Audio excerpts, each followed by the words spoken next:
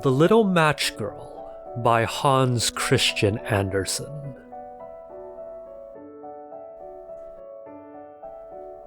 Most terribly cold it was. It snowed and was nearly quite dark, and evening, the last evening of the year. In this cold and darkness, there went along the street a poor little girl, bareheaded and with naked feet. When she left home, she had slippers on, it is true, but what was the good of that? They were very large slippers which her mother had hitherto worn. So large were they, and the poor little thing lost them as she scuffled away across the street because of two carriages that rolled by dreadfully fast.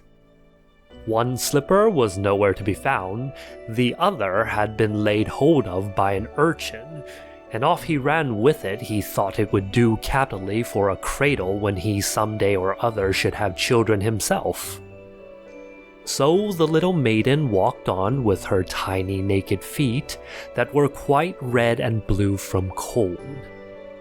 She carried a quantity of matches in an old apron, and she held a bundle of them in her hand.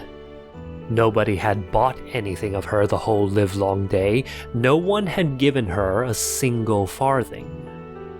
She crept along trembling with cold and hunger, a very picture of sorrow, the poor little thing.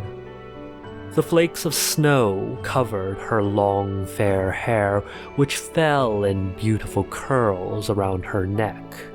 But of that, of course, she never once now thought. From all the windows the candles were gleaming, and it smelt so deliciously of roast goose. For you know it was New Year's Eve. Yes, of that she thought. In a corner formed by two houses, of which one advanced more than the other, she seated herself down and cowered together. Her little feet she had drawn close up to her, but she grew colder and colder. And to go home she did not venture, for she had not sold any matches and could not bring a farthing of money. From her father she would certainly get blows. And at home it was cold too, for above her she had only the roof through which the wind whistled, even though the largest cracks were stopped up with straw and rags. Her little hands were almost numbed with cold.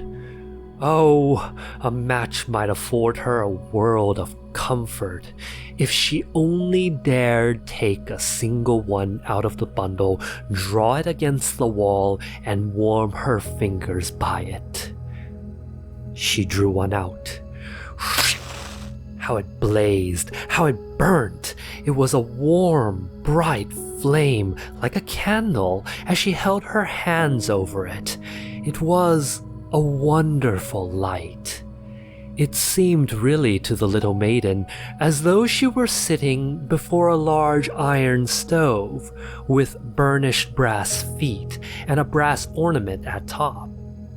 The fire burned with such blessed influence, it warmed so delightfully.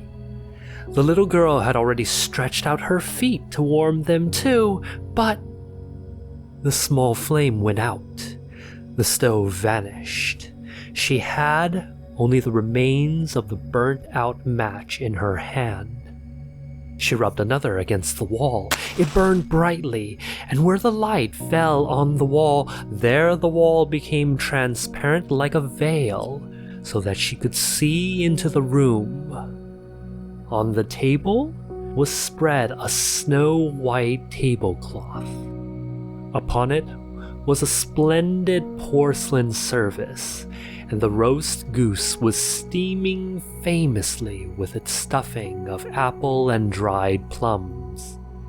And what was still more capital to behold was the goose hopped down from the dish, reeled about on the floor with knife and fork in its breast, till it came up to the poor little girl, when the match went out, and nothing but the thick, cold, damp wall was left behind.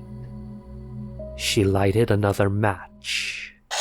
Now, there she was sitting under the most magnificent Christmas tree. It was still larger and more decorated than the one which she had seen through the glass door in the rich merchant's house.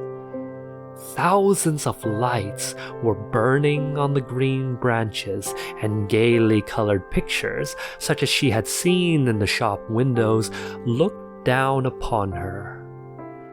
The little maiden stretched out her hands toward them when the match went out.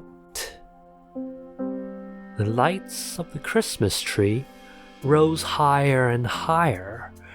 She saw them now as stars in heaven. One fell down and formed a long trail of fire.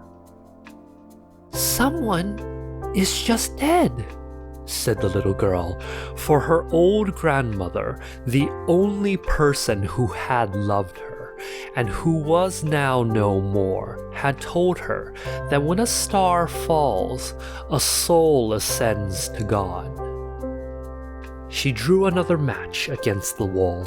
It was again light, and in the luster there stood the old grandmother, so bright and radiant, so mild, and with such an expression of love. "Grandmother," cried the little one, "oh, take me with you. You go away when the match burns out.